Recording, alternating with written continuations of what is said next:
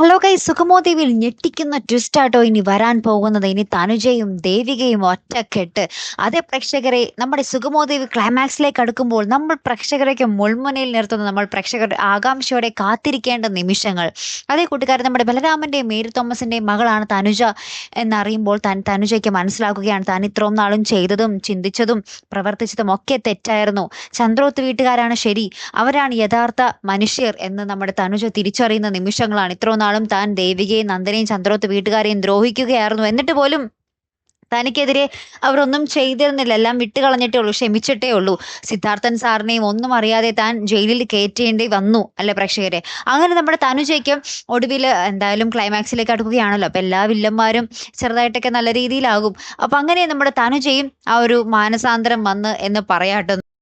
ഏറ്റവും ഒടുവിൽ നമ്മുടെ തനുജ ദേവികയ്ക്കൊപ്പം നിന്ന്, നമ്മുടെ ചന്ദ്രോത്ത് കുടുംബത്തിനൊപ്പം നിന്ന് സിദ്ധാർത്ഥൻ സാറിനെ പുറത്തിറക്കാൻ ശ്രമിക്കുന്നതും നമ്മുടെ ത്യാഗരാജനെതിരെ ആഞ്ഞടിക്കുന്ന നിമിഷങ്ങളും തന്നെ ആയിരിക്കട്ടെ കൂട്ടുകാർ. സുഗമോ ദേവി ഈ അവസാന നിമിഷങ്ങളിൽ നമുക്ക് കാണുവാൻ സാധിക്കുന്നതേ. അപ്പൊ എന്തായാലും കാത്തിരുന്നതിനെ കാണും. അപ്പൊ അടുത്തൊരു വീഡിയോയുമായി വരുന്നത് വരയ്ക്കും ഗുഡ് ബൈ.